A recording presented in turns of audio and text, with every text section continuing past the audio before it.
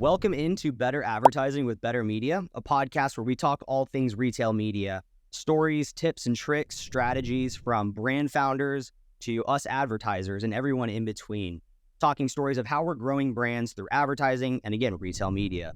So today I'm bringing back to the show one of my close friends here at Better Media. Welcome in, Gabriel. Hey, it's a pleasure to be here, Justin. Great to have you back, man. We're actually going to talk about Walmart today. It's a topic we do not talk enough about and probably will be a growing topic on this show. So glad you're helping us get that ball rolling. Let's talk a little bit about Walmart. And I know you specifically wanted to come in and talk a little bit about the reporting capabilities because a lot of sellers are gravitating over to Walmart, seeing what's possible over there. And they're seeing very quickly it's very different than Amazon in terms of the layout, the reporting capabilities. So let's get into that. What is your approach to reporting, data pulls, things that you regularly do on Amazon? How is that going on Walmart? I love it. Well, the Walmart platform, we're in a stage where the Walmart platform is mostly overlooked because we feel like it's the same that we have on Amazon. So we expect to find everything that's on Amazon, but there are a couple of things that I think we kick up the podcast episode with these will blow out your mind. So one of the things that I found fascinating that I found through Walmart reporting was one of the placement options through auto campaigns puts your product right in the Walmart's homepage. So that's one of the things that if you wanted to do that on Amazon, you would need to, get DSP for your brand. You will need to run programmatic advertising. You will need to talk to different agencies who can get you a seat or pay some six-figure price to Amazon to get that homepage takeover. Right. Absolutely. It's those tiny things that are often overlooked by sellers. Machine learning on the Walmart side works in a similar way to the Amazon side, where they're going to try to have your product convert because that acts in the best interest of the marketplace.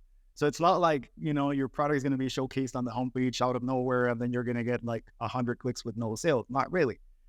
They got the buyer information to showcase the ad when it's the right time for it. So those are the little pieces that I have found interesting diving into Walmart data and pulling reports and then running different pivot tables to see what is the actual structure of those Walmart campaigns. So if you're ever having interested, and you often get these questions asked by brands on like, how do you get there? How do you get this placement? How do you get this spot? Well, Walmart reporting through the Walmart Ad Center platform is a good way to understand how that structure works and what are the different capabilities you have. So for me, that was probably one of the most interesting finds.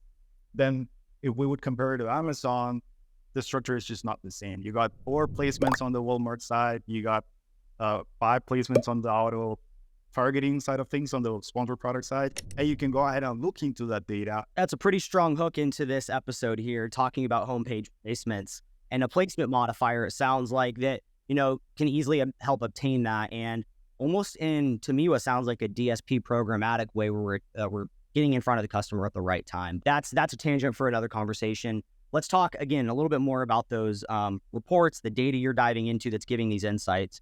That kind of goes into a second question here, which is, are there any other insights you're pulling from these Walmart reports that you're gleaning some insights that Amazon doesn't even provide? Things around placements or additional big takeaways.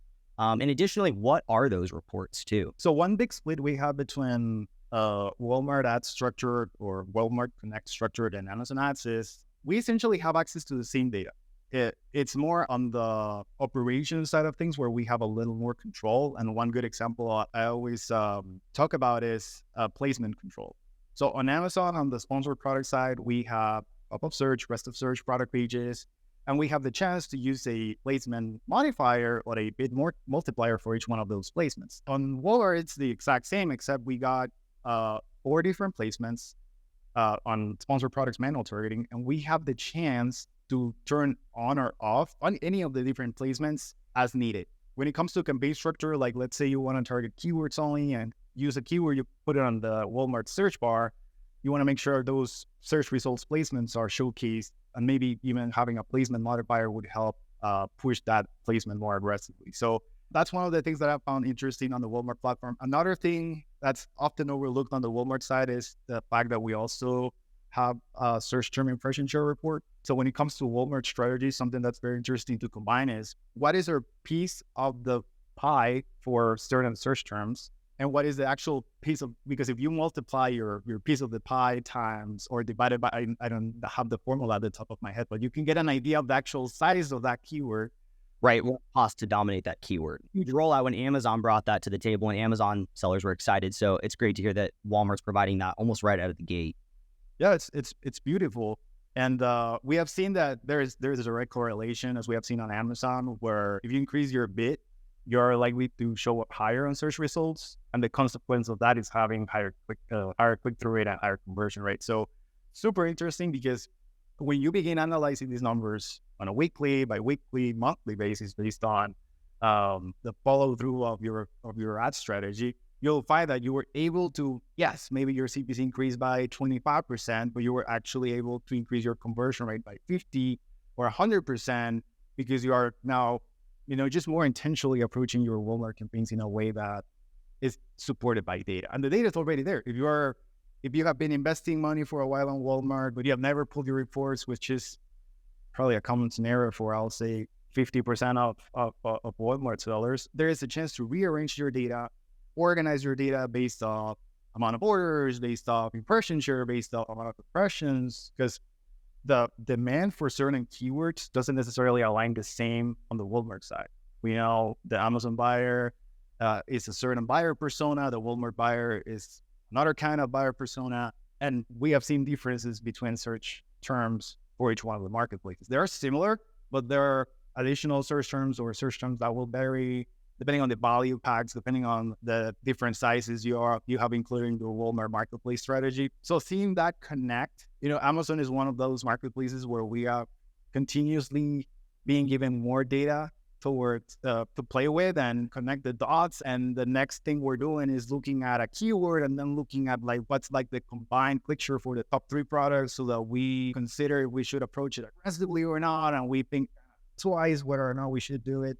We're kind of hitting there on the Walmart side, and we're seeing that already by the data we're being provided on the Walmart side. So pretty excited. And along with, if you put, different additional tools like Keyword Tracker, we can track our keywords using Helium 10 on the Walmart marketplace as well. That puts an additional layer on strategy on where the brand as a whole is heading to.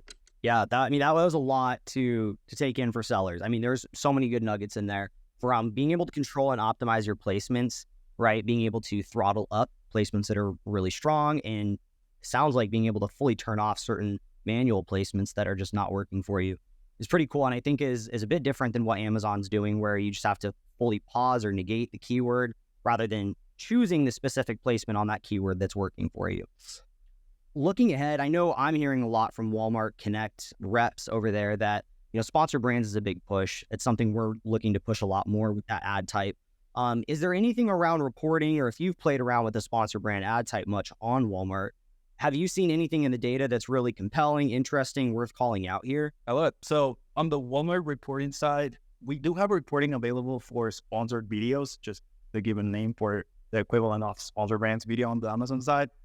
We do have keyword performance provided, keyword data performance provided already, which allows us to see how good they're converting, whether or not they're getting clicks, stuff like that. My recommendation with the sponsored videos or sponsored brands in general scenario is, since we don't have the impression share data for these two ad types, both sponsored brands and sponsored videos, we will need to try to align, and we do this on Amazon all the time, right? If we're targeting a keyword, we want to make sure we're showing up for sponsored brands, headline ads for sponsored brands video, and additionally for sponsored products as well, so that we have higher chances to receive a click and consequently get the drive conversions, right? So on the Walmart side, we don't have that impression share data for sponsored brands and sponsored video just yet. We're probably going to get it within a few months. So ideally, you allow yourself to compare your sponsored products performance. Ideally, it's aligned to your sponsored brands and the sponsored video approach, and you get to get an idea of not just the blended ROAS alone, but also the fact that if a keyword on the sponsored product side is being successful and it's maybe not really driving that much additional sales on the sponsored video side, that's not necessarily bad, because one strategy is complementing. You brought up an interesting point on the negative keyword side of things, because on Walmart Ad Center, we don't have any kind of negative keyword tools yet, which a lot of internal debate and a lot of additional rabbit holes for us to understand whether we should, launch broad match right off the bat or consider launching it sooner or maybe with lower bits than usual for the sake of data collection, keyword harvesting. My advice would be keep a good eye on your sponsored products data, because that's where you're going to get that additional insights on impression rank, impression share. Then when looking at your sponsored video data or sponsored brands data, you don't necessarily need to get discouraged because the data complements each other. Your ad strategy will be complemented by each one of those ad types. And at the end, the blended is what will matter most, especially if you are attacking different parts of the funnel, right? So yeah, you can tell I'm just passionate about Walmart Connect so far, just based out of the different nuances that you get to experience versus the Walmart versus Amazon. Yeah, I heard in a roundabout way, we want some AMC and the Walmart version. We want to see how ad types are working together and path of purchase. I'm building the wish list here for you. So to follow up on that question, as we're looking forward to Q4 and people ever making wish lists for the holidays, let's make our own wish list for Walmart Connect. What do you wish you had in terms of reporting or capabilities that currently don't exist? Yeah, something I forgot to add is one thing Walmart has to try to have the marketplace look okay, and maybe you just don't approve a video on the sponsored video side that's not going to get approved, is you'll have to upload your video ahead of time. So, if you're listening to these and you think you're kicking off a campaign September 1st just by uploading your video and that's it, no. You'll have to submit your video for approval before you actually can have a campaign running on the Walmart side. I just wanted to make that side comment like super clear, because I know on the Amazon side we're used to pretty much like launching the campaign and just waiting a few hours until it gets approved, right? But that's not the case on the Walmart side. It'll take maybe an additional 24 hours to get the video approved. You kind of have your own section where that video will go through, and then you can actually upload the video and get it up and running. On the wish list side of things, I got a good bunch, but I know there are already a good amount of things we can look into. One other example I can give you is the advertised product performance. So how useful it is to pull your advertised product report on Amazon and look into what SKUs are getting the most amount of sales. We do have that on the Walmart side. It's called the item performance report. I know that like the synonyms and like similarities, probably they just want to difference themselves from Amazon. Let's see, maybe, we have a brand metrics menu within the ad console that's really cool. And it's data provided directly from Amazon, where we can look at what is the top competitors' conversion rate, what is the top competitors', visibility in the subcategory. And having that on Walmart would be just amazing. I was going to say it was going to be game over because you get access to more data, but Amazon has proven that the more data you have, the more additional analysis you have to do to make up your mind and take a decision. But the important thing here is not have paralysis by analysis, but lead your strategy in a way that continues to build your brand, continues to add value to the different layers of strategy you have. So I'll go for that brand metrics menu. We can think of a name later for the Walmart side, but I would go for that. Yeah, the wish list will never stop growing, but we can definitely start there. And I think the beauty of Walmart right now is with these limited abilities or reporting capabilities, as they are growing and developing really quickly, it's forcing us advertisers to go back to the basics and learn, what's basic to growing an account in terms of the items tied to which keywords, tied to which placements, right? Like you were saying earlier. So it's really just going back to the basics here, but we're getting more and more capabilities. It's able to scale out what's working. So very excited for what's ahead in Walmart. But as we wrap up this conversation, is there any other, notes worth calling out here on the Walmart Connect side as we're going into, the later half of Q3, Q4 ahead, things that Walmart sellers should be aware of as we wrap this up? We're writing back to school season. I would think Walmart's planning to do an additional sale event prior to Black Friday, Cyber Monday, just out of the nature of matching the Prime Day, that fall Prime Day event we're going to have by mid-October. So we have to keep that on the radar. When it comes to ad tab utilization, there is an additional process on Walmart, just like on Amazon, where you have to register your brand in order to run both sponsored videos and sponsored brands. And it's something that we have seen not a lot of people are doing. If you go and run a quick search on Walmart.com for category you're in or your favorite products, you will find out that there are maybe just 2 or 3 brands getting that sponsored videos and sponsored brands inventory.